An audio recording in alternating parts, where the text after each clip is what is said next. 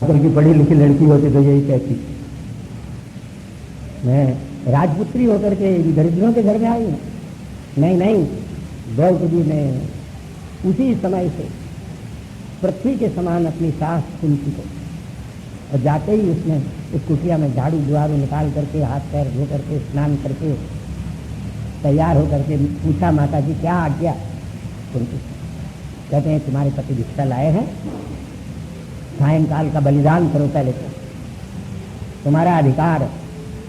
गृहस्थ के घर में सायंकाल की बलि, पत्नी सायं सिद्ध चान्य पत्न्यमंत्रम बलुम हरेत, मनु लिखता है। बिना मंत्र बोले सायंकाल गृहस्थ की पत्नी बलिदान करे, प्रातः काल मंत्र सहित पति करता है। इसको पंचमहाभूतों में से एक यज्ञ है बलि वैष्णदेव। पहले वह कर्म करो, उसके बाद भगवान को नैवेद्य लगाओ। फिर तुम्हारे 5 पति है, इनमें एक बड़ा बेंडा है, वो सबसे ज्यादा खाता है, इसलिए पहले 2 हिस्से करो जितनी भिक्षा है उससे। आधा हिस्सा तो भीमसेन को जो का त्यों उसके सामने बिना नीचे पटके रख दो, उसके बिना उसका काम, वो भी शायद उसके कलेवा ही होगा। रात ब्रेकफास्ट, यही कायदा है, हम रोज ऐसा ही करते हैं। बाकी जो बचे उसमें से हम लोग पहले 5 हिस्सा किए करते थे, आज तुम 6 हिस्से करना। एक तुम्हारा हिस्सा, आज से इस घर में तेरा हिस्सा, जो सास है इसको सास कहते हैं। महा पांडु की पटरानी थी कि साधारण थोड़े भारतीय नारी अपनी पुत्रवधू को उपदेश देती है। कैसी पुत्रवधू? विश्व सुंदरी और सम्राट की पुत्री, सम्राट ने जिसका लालन पालन किया। द्रौपदी ने जैसा कहा कुंती ने वैसा ही किया। अंत में सबको खिला पिला करके सबके कुशाओं के बिस्तरे द्रौपदी ने स्वयं लगाए। मेरे व्यास उनके कुशाओं के पुलिंदों के बिस्तरे बना करके स्वयं द्रौपदी ने लगाए, और उनके सिर की तरफ कुंती का बिस्तरा लगाया। हमारे शास्त्रों को कौन कह सकता है कि ये गप है? यहाँ तक लिखा, किसका तकिया कहाँ था और किसके पैर कहाँ थे। और 5 पांडवों के और साथ ही कुंती के भी पैरों की तरफ अपना बिस्तरा उसने लगाया, कुशा था। पहले दिन जो सोने चांदी के रत्न जटित पलंगों में सोई थी, आज विवाह होकर के वो कुम्हार की झोंपड़ी में कुशाओं पर सो रही है, लेकिन उस भी दिल में पैदा नहीं होता। इतनी बड़ी भारतीय नारी है। बोलो आजकल की पढ़ी लिखी है, मेरी पास PhD होती तो क्या कहते।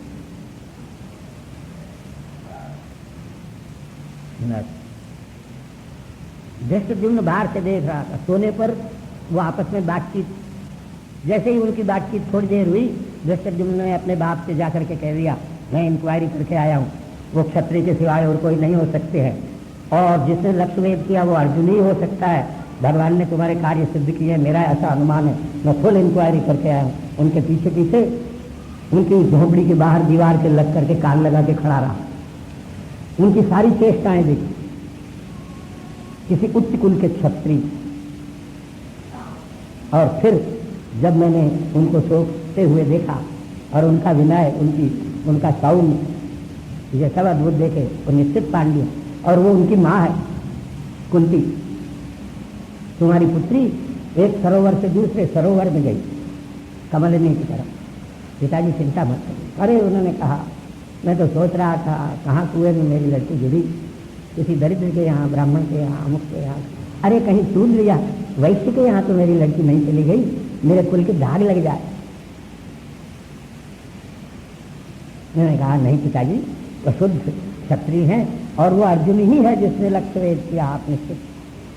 तो कहा अभी और परीक्षा करेंगे भाई, अभी इंक्वायरी कमीशन पूरा चलेगा, कल उनको भोजन का निमंत्रण दो। दूसरे दिन भोजन का निमंत्रण दिया।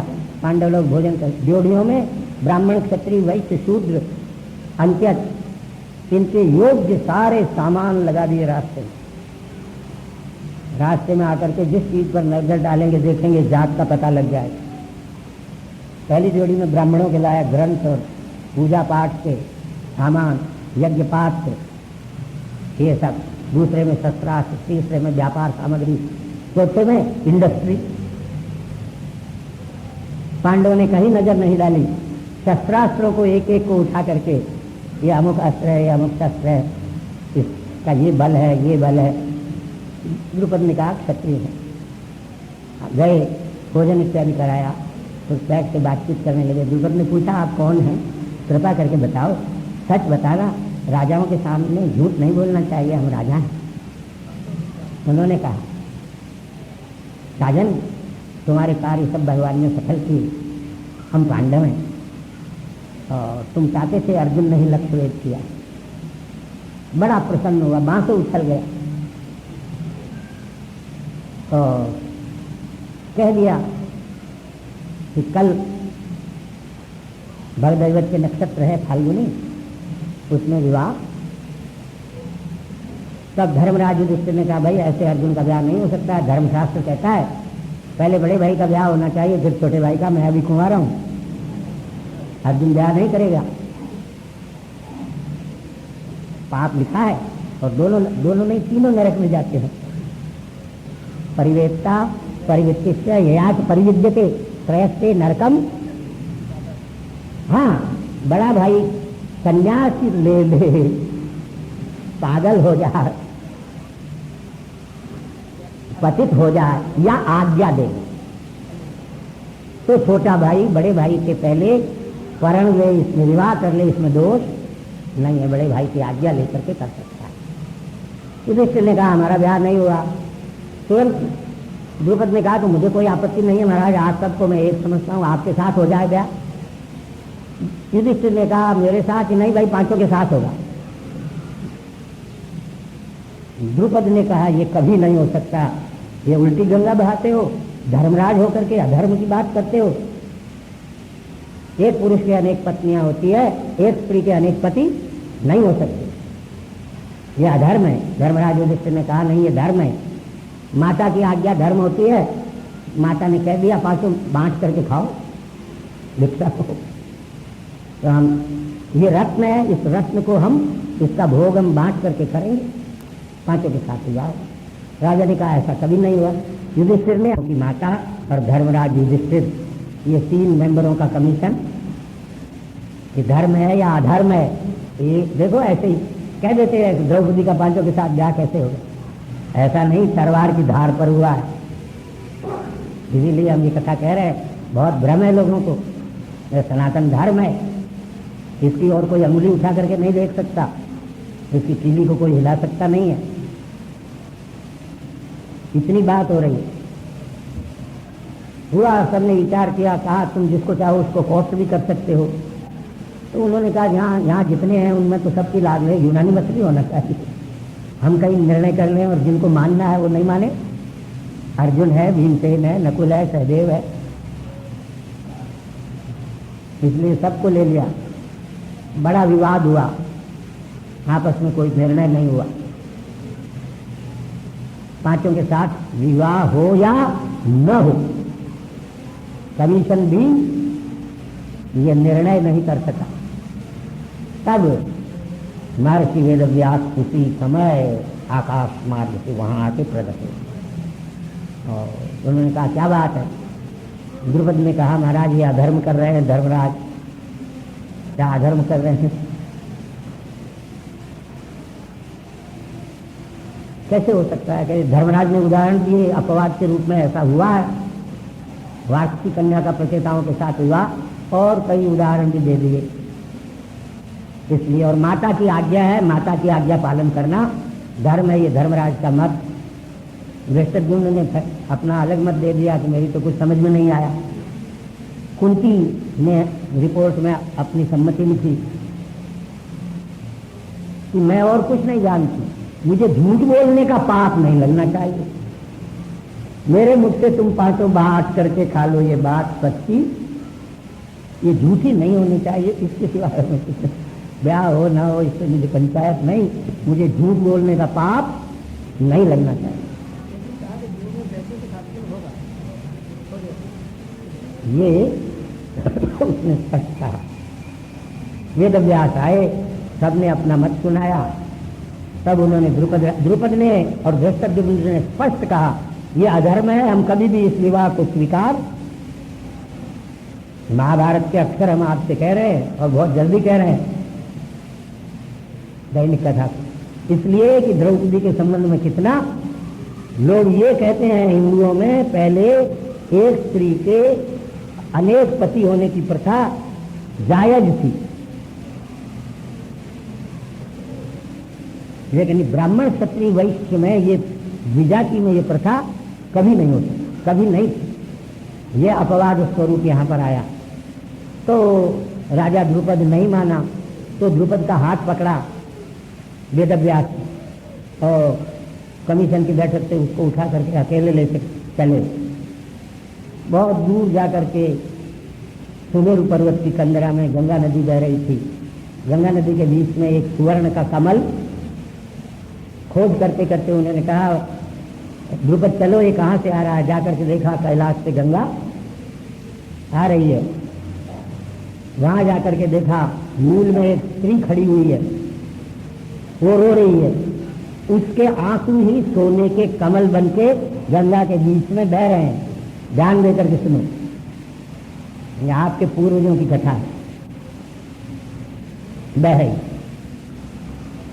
आए, धीरे धीरे आकर के एक आश्चर्यजनक वो लड़की ले आई। लड़की से पूछा, कहते पूछो मत, मेरी कथा आगे चल के देख लेना खुद। तब वहां जंगल था। जाते समय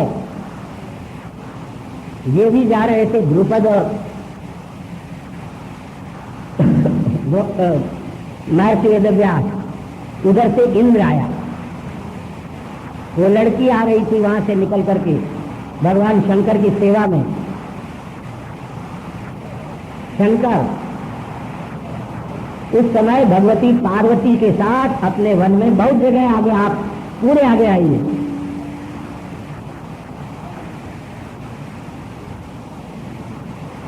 भगवान शंकर उस समय अक्ष क्रीड़ा कर रहे थे, पार्वती के साथ पास से खेल रहे थे।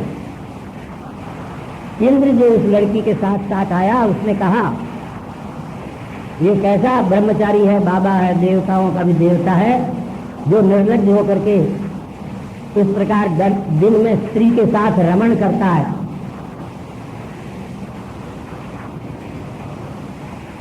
भगवान भूत भगवान शंकर की वक्र दृष्टि पड़ी, उस कन्या की ओर इशारा किया और कहा, इस पहाड़ की दिशा में जहाँ 4 कैद है, वहां इसको भी ले जा करके कैद कर दो।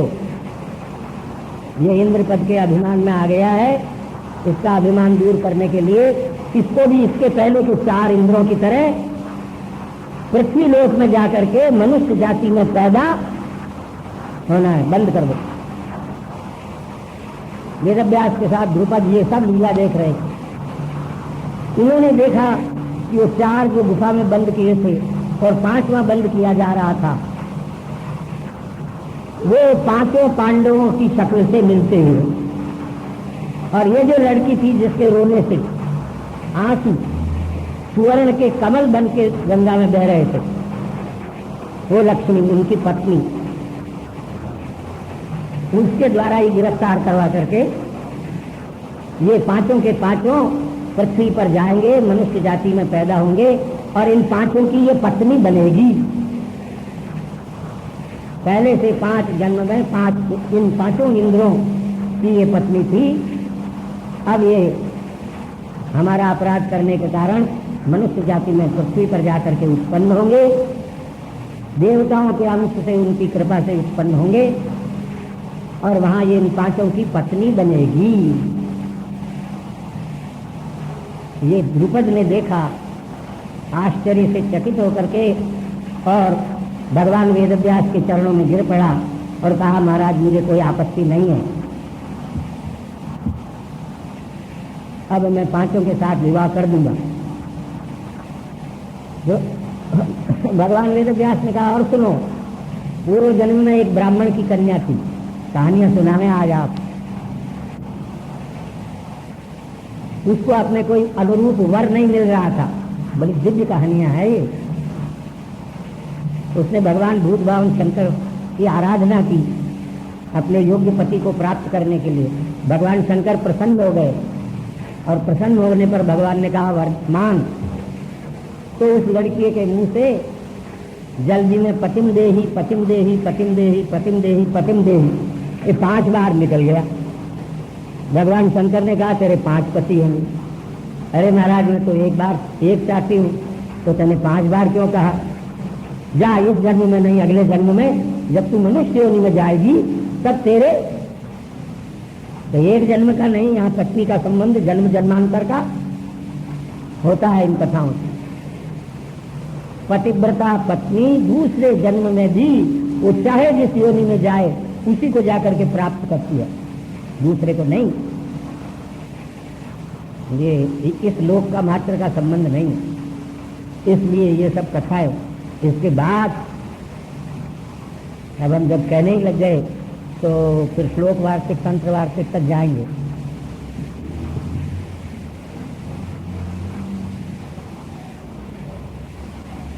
ठीक है, विवाह हो जाए। फिर विवाह के समय एक और चमत्कार हुआ। पहले दिन युधिष्ठिर के साथ विवाह हुआ, इतना निर्णय हो जाने के बाद, कई राउंड टेबल कॉन्फ्रेंस होने के बाद जब ये निर्णय हुआ विवाह हो जाए, पहले दिन युधिष्ठिर के साथ बड़े ठाठ बाट से अपार संपत्ति, हाथी घोड़े रत्न, ये सब द्रुपद ने एक एक के विवाह में दिए अग्नि के समय प्रदक्षिणा करते समय।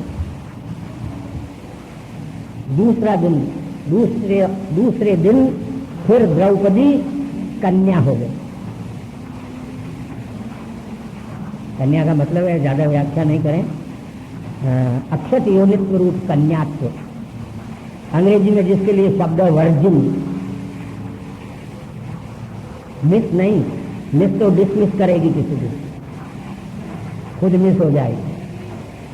अंग्रेजी का ही शब्द है कन्या के लिए, तो वर्जिन अच्छा है। कन्या जब हो गई तो कन्या को तो विवाह करने का अधिकार है, इसलिए भीमसेन के साथ उसका विवाह हुआ। भीमसेन के साथ विवाह होने के बाद तीसरे दिन वो फिर कन्या हो गई। तब अर्जुन के साथ चौथे दिन फिर कन्या हो गई फिजिकली, जो हमने संस्कृत का शब्द अक्षत कहा, फिजिकली कन्या हो गई चौथे दिन और 5वें दिन भी। अंत में उसके लिए लिखा है, क्योंकि तो जन्म भर इन 5 की पत्नी रही, अंत तक दिने दिने सा कन्यैव। नहीं तो पांडवों को माता के प्रति कुदृष्टि करने का और पुत्र वधू के प्रति, जो छोटे थे उनके तो बड़े भाई की पत्नी होने के कारण माता हुई, और जो छोटे थे उनके माता हुई, और बड़ों के छोटे भाई की पत्नी होने के कारण सुदुषा हुई, पुत्र वधू पुत्री के अनुज वधू भगिनी, तक ये कन्या संग विवाह कैसे हो सकता था और उसमें संतानोत्पादन कैसे हो सकता था। इसलिए आजकल की पुस्तकों में जो पाठ है वो गलत पाठ है। अहल्या द्रौपदी तारा कुंती मंदोदरी तथा पंच कन्या, ये 5 जन्म भर कन्या रही, इसलिए इनमें किसी प्रकार का शारीरिक मानसिक आध्यात्मिक आदिदेव पाप की कल्पना ही नहीं है यहाँ। क्यों? इनके शरीर में जन्म से, तपस्या से, पूर्व जन्म के देवताओं के अंश से इतनी शक्ति थी। ऐसे ययाति की कन्या माधवी थी, उसका 3 ऋषियों से और अंत में विश्वामित्र से विवाह हुआ, और सबके एक एक संतान हुई। वो संतान होने के बाद कन्या बनती थी फिजिकली। लड़का लड़की पैदा हो जाने के बाद भी जैसी 12 वर्ष की अवस्था में बिना रजो दर्शन के रहती है, वैसी हो जाती थी। ये प्रतिदिन ऐसी हो जाती थी। इसलिए बड़े भाइयों को लूसा और छोटे भाइयों को मां वाला पाप का या स्पर्श भी नहीं कर सकता था। ये द्रौपदी के इसमें नाम आ गया द्रौपदी की पुत्री द्रौपदी और धृष्टद्युम्न लड़का वो यज्ञ कुंड से जो पैदा हुआ था वह धृष्टद्युम्न और ये द्रौपदी हो गया।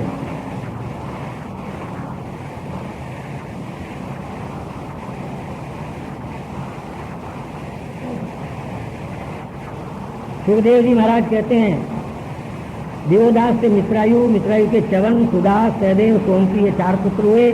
उसके 100 पुत्र हुए, उसमें तंतु सबसे बड़ा था। इसकी भी बड़ी विचित्र कहानी है। तंतु सबसे छोटा था। द्रुपद ने द्रौपदी कन्या और धृष्टद्युम्न आदि पुत्रों को, ये पांचाल संज्ञक राजा लोग हैं। दूसरा अजमीर का वंश, अजमीर के वंश में संवरण और संवरण के 4 पुत्र हुए, परीक्षित, सुधनु, जन्नु, निषदास। सुधनु के सुहोत्र, उसके च्यवन, च्यवन के उपरचर वसु। ये पांडवों का मूल पुरुष था। वसु नाम के देवताओं का अवतार था और इसी की पुत्री वेदव्यास की माता सत्यवती थी। देवताओं की पुत्री क्षत्रिय के वीर से उत्पन्न हुई। आजकल लोग उसको माछी मार की कन्या कहते हैं और कहते हैं वेदव्यास माछी मार की कन्या से। ये माछी मार की कन्या नहीं थी। उपरिचर वसु नाम के राजा के वीर्य के यमुना के जल में मछली में गिर जाने से सत्यवती पैदा, वो वेदव्यास, उससे वेदव्यास का अवतार हुआ।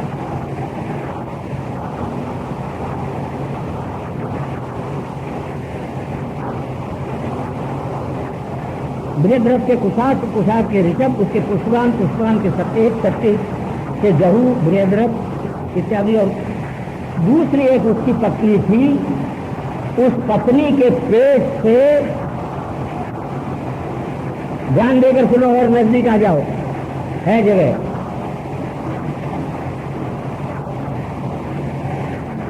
जरासंध की एक मां के पेट से मनुष्य का शरीर आधा आधा पैदा हुआ, सिर से लेकर के पैर तक अलग अलग। मां ने उसको मरा हुआ निकम्मा समझ करके फेंक दिया। जरा नाम की राक्षसी एक उस नगर में रहती थी। उसने उस बच्चे को देख करके जीव जीव कहा, दोनों में जीव आ गया। उसने जोड़ दिया। जरा नाम की राक्षसी ने जोड़ा, इसलिए उसका नाम जरासंध पड़ा। जरासंध की उत्पत्ति की कथा।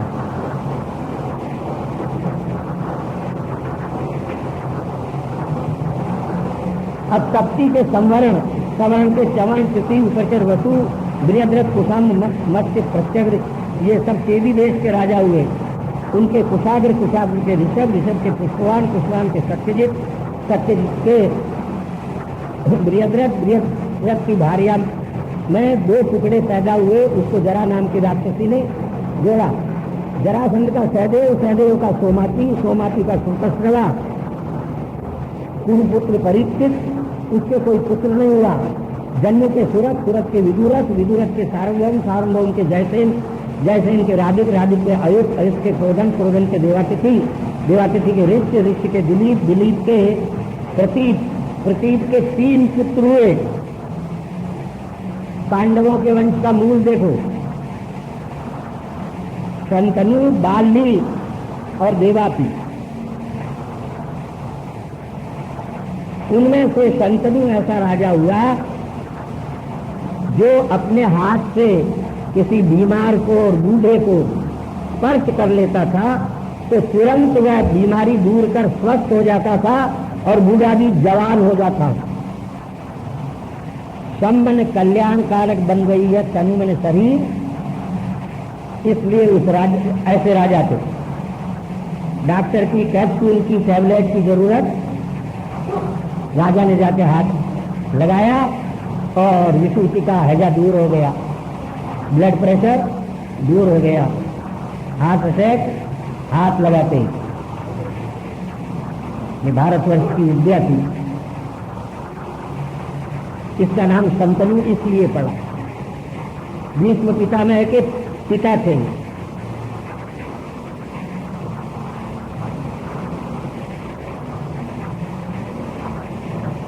देवापी ने पाखंडियों को खूब मारा और वेद से जो भ्रष्ट हो गए थे, वेद निंदा परक थे, उनका सफाया किया। वो पातित्य होने के कारण देश को छोड़ करके चले गए। शंतनु में कोई दोष नहीं था, इसलिए इंद्र ने वर्षा की। देवापी अभी भी जिंदे हैं। हम लोग को आशा है, शास्त्र झूठे। तीनों भाइयों में से शंतनु, देवापी, इनमें से देवापी अभी जिंदे हैं। कलयुग के अंत में फिर वो चंद्रवंश के साम्राज्य की प्रतिष्ठा करेंगे। अभी समय को देख करके बैठे हैं।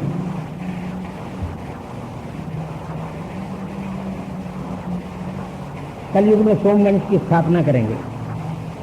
शंतनु के गंगा में भीष्म पितामह पैदा हुए, जो महान भगवान के भक्त हुए, जिसने युद्ध में परशुराम अपने गुरु को, और विश्व में किसी को हारने वाले नहीं, 21 बार पृथ्वी पर से जिसने क्षत्रिय वंश का। लेकिन भीष्म पितामह जब उससे लड़ने के लिए खड़े हुए तो परशुराम ने कहा, तुझे पता नहीं है मुझसे लड़ने आया है? मैंने 21 बार पृथ्वी पर क्षत्रिय का वंश नष्ट किया है। क्या हौसला लेकर के आया? भीष्म पितामह ने कहा, महाराज उस समय क्षत्रिय कोई पैदा ही नहीं हुआ। आज आपको मजा चखाएंगे क्षत्रिय के दूध का। जरा हमारे सामने आकर तो 28 दिन तक लड़ा, छक्के छोड़ा दिए परशुराम। परशुराम संतुष्ट हो गए भीष्म पितामह। और नारद जी ने और देवताओं ने आकर के 28वें दिन लड़ते हुए को छुड़ाया, शस्त्र गिरवाए। विश्व का नाश हो जाएगा। ये गुरु चेले एक ऐसे हैं।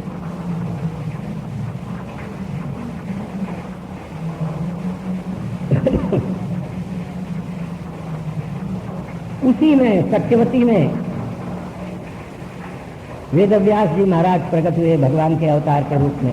मैं वेदव्यास जी का पुत्र हूँ, सुखदेव जी महाराज कहते हैं।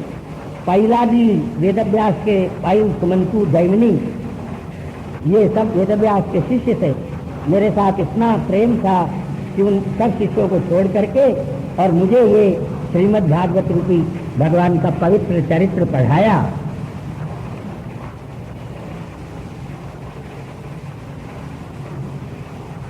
विचित्र वीर्य के लिए भीष्म पितामह काशीराज की 2 पुत्रियों को, 2 क्या 3 को जबरदस्ती ले आए थे।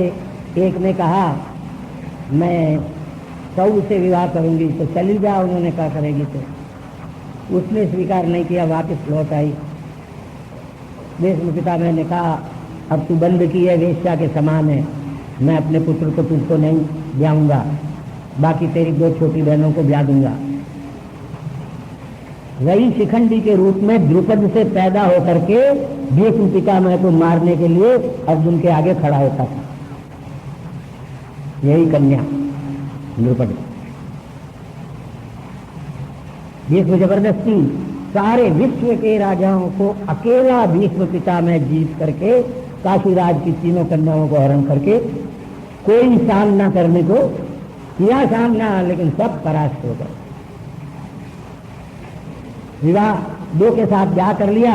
वो गृहस्थ के सुख में इतने मशगूल हो गए कि उनको राजयक्ष्मा टीबी हो गया और मर गए। कोई उनके संतान नहीं हुआ। माता ने अपने पुत्र व्यास जी महाराज से कहा, महाराज वंश नष्ट हो जाएगा, आप अपने तेज से, योग बल से इन अपने भाइयों की पुत्री में संतान उत्पन्न करो। तो व्यास जी ने कृपा करके अपने तेजो बल से दोनों, एक तो व्यास जी को देख करके डर गई, आंखें बंद कर ली, तो उसके अंदर धृतराष्ट्र पैदा हुए। एक का शरीर पांडु हो गया, इसलिए पांडु। लेकिन ये माँ जो सत्यवती थी, दोनों ही राज्य के योग्य नहीं है। दूसरी बार फिर अपनी पुत्रवधू से कहा, बेटा जाओ तो उसने देखा कि अब फिर इस वृद्ध ऋषि के पास जाना, तंग करना बेचारे को, इसकी तपस्या खर्च करवाना, अपने दासी को भेज दिया। दासी ने अपने हाव भाव कटाक्ष बात इत्यादि से ऐसा रमण कराया वेद व्यास को कि प्रसन्न हो गए और कहा तुम्हारे सर्वांग संपन्न महाप्रतापी महा भगवान का भक्त विदुर पैदा होगा। धृतराष्ट्र, पांडु और विदुर, ये तीन पुत्र विचित्र इस पांडु के पिता से पैदा हुए। इनमें धृतराष्ट्र से गांधारी में 2 पुत्र और एक दुश्शला कन्या हुई, और गांधारी गर्भवती थी, 2 वर्ष तक गर्भवती रही। उस समय एक वैश्य कन्या सेवा करती थी धृतराष्ट्र की, उससे पुत्र हुआ जिसका नाम युयुत्सु हुआ। वो महाभारत के युद्ध में भाइयों को छोड़ के पांडवों से धर्मराज युधिष्ठिर के शरण में चला गया। युधिष्ठिर के प्रतिद्वंदी द्रौपदी ने भीमसेन के श्रुतसेन, अर्जुन से श्रुतकीर्ति, नकुल से शतानीक, सहदेव से श्रुतकर्मा नाम के पुत्र हुए। अन्य स्त्रियों में भी धर्मराज के देवक, भीमसेन के हिडिंबा में घटोत्कच और काली नाम की एक पत्नी और थी भीमसेन की, उसमें सर्वगत नाम का पुत्र हुआ। सहदेव की एक द्रौपदी के अतिरिक्त विजया नाम की पत्नी थी, उसमें सुहोत्र नाम का पुत्र हुआ। नकुल के भी इसी तरह चौथे भाई के करेणुवती नाम की पत्नी थी, उसमें निर्वित मित्र नाम का। ये सब लड़े हैं महाभारत के युद्ध में महायोद्धाओं। अर्जुन के भी सुभद्रा के और द्रौपदी के अतिरिक्त नाग कन्या पत्नी थी, उसके इरावान पैदा हुआ। और मणिपुर पति की सता में चित्रांगदा के साथ भी पुत्रिका धर्म से अर्जुन ने विवाह किया, उसके बद्रुवाहन नामक पुत्र पैदा हुआ। वह अर्जुन का पुत्र था, लेकिन ब्याह के समय सास ससुर ने प्रतिज्ञा करवा ली थी, इसका जो पहला पुत्र होगा वो हमारे राज का मालिक होगा, हमको पिंड देगा और हमारा पुत्र कहलाएगा। विश्वास से वो अर्जुन का पुत्र बद्रुवाहन वहीं रह गया। ये मणिपुर आपका कलकत्ता से आगे दार्जिलिंग के पास अलग राज्यवाद की चर्चा जिसकी चल रही है।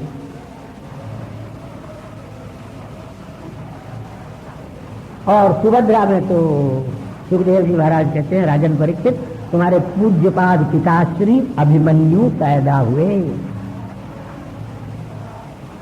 उससे आप पैदा हुए। द्रोणाचार्य के पुत्र के ब्रह्मास्त्र से तुम मर जाने वाले थे, भगवान ने आपको मौत से बचाया। आपके 4 पुत्र जन्मेजय, श्रुतसेन, भीमसेन, उग्रसेन। जन्मेजय के पश्चात जन्मेजय ने जब सुना कि मेरे पिता परीक्षित को ब्राह्मण के साथ से तक्षक ने काट खाया, सतपुत्र हूँ, पिता का बदला लूंगा, क्षत्रिय बच्चा हूँ, सर्पों का होम करवाए। वासुकी की बहन से पैदा होने वाले जरत्कारु नाम के महर्षि के पुत्र ने सांपों को बचाया। हजारों लाखों करोड़ों अरबों खरबों पद्मों नीलों 10-10 20-20 नहीं हजार फण वाले सांपों को होम लिया ब्राह्मण ने। उसको एक ब्राह्मण के बालक ने बचाया। आप लोगों को हम प्रसाद दे दें, दक्षिणा कुछ मांगेंगे नहीं। उसका नाम था आस्तिक, जरत्कारु नाम के महर्षि से पैदा हुआ और उसकी माँ का नाम भी जरत्कारु ही था। वो नागराज वासुकी की बहन थी, कद्रु की पुत्री, इसीलिए पैदा हुई थी। उसकी कथा लंबी चौड़ी है, ज्यादा नहीं कहें। विवाह हो गया, लड़का पैदा हो गया। लड़का पैदा होते ही देखो लंगोटी लगाने वाला ब्राह्मण नागराज वासुकी, वासुकी नागराज अनंतराज छोड़ के भगवान की सेवा में पृथ्वी को उठाने के लिए चले गए। सबसे बड़े पुत्र नागों के, शेषनाग जिनको कहते हैं। और नागराज अपने भाई वासुकी को, ये वासुकी की पुत्री है, स्वर्ग से भी अधिक सुख है इनके लोक में। जटाधारी ब्राह्मण से ब्याह करने की प्रार्थना करता है नागराज वासुकी, और शर्त लगाता है मेरा जो नाम है वही नाम है इसका, मैं ऐसी लड़की से ब्याह करूंगा जिसका नाम वही हो जो मेरा। उन्होंने कहा मैं आज जरत्कारु, आपका नाम, उसका भी नाम जरत्कारु है, याद, मैं इसका भरण पोषण नहीं करूंगा, घर जमाई बना करके रखना हो तो ब्याह 7 गरज नहीं 1000 बार करोड़ बार गरज हो तो मैं इसका भरण पोषण नहीं करूंगा। और तीसरी शर्त बड़ी बेंडी है, इसने जरा सा मेरे मन के विरुद्ध कार्य किया और मैं इसको त्याग दूंगा। सब शर्तें नागराज ने और लड़की ने मंजूर कर दी। ये भारतीय कन्या है। विवाह हो गया, उससे आस्तिक नाम का पुत्र पैदा हुआ। अरबों खरबों नील पद्म सर्पों को 10-10 खंभों जैसों को अग्निकुंड में स्वाहा 62-63 से होम। तक्षक, राजा ने पूछा मेरे पिता का बैरी तक्षक आया कि नहीं यज्ञकुंड में? नहीं आया। कहाँ है? कहते हैं इंद्र के सिंहासन के पाए में छिपा है, खुलवा कर मंगवाओ, नहीं तो सिंहासन इंद्र सहित तक्षक को स्वाहा। नहीं आता हुआ देख करके इंद्र के सिंहासन को ही स्वर्ग से चला आ रहा आकाश मार्ग। इंद्र ने देखा कोई बचाने वाला नहीं है इस ब्राह्मण की शक्ति के सामने। तुरंत उससे कहा निकल मेरे पाए में से सिंहासन की, छोड़ दे। आकाश में घूरने तो इधर उधर होने लगा। ये नाग की कथा अश्व से।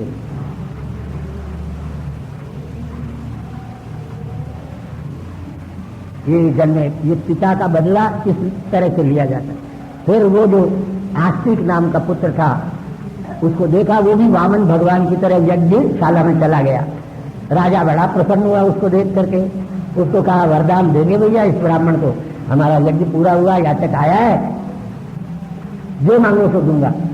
याज्ञिकों ने कहा मत दो, ये यज्ञ की पूर्णाहुति मांगेगा और इसको बचाएगा अपने नाना को।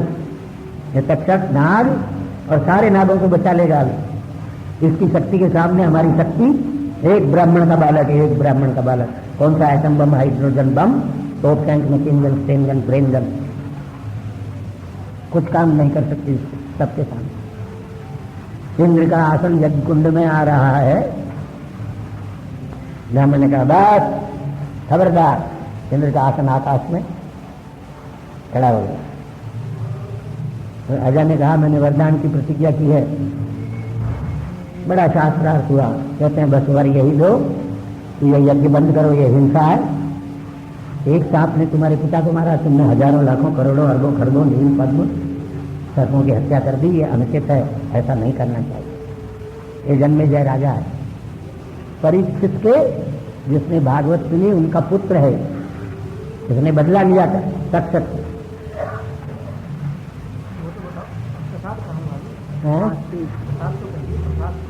प्रसाद आस्तिक है।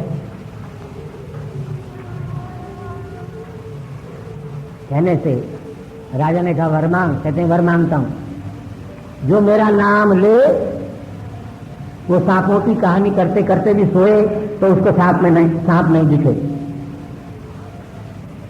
एक्सपेरिमेंट करके देख लो ना। प्रसाद है आस्तिक, आस्तिक ASTEE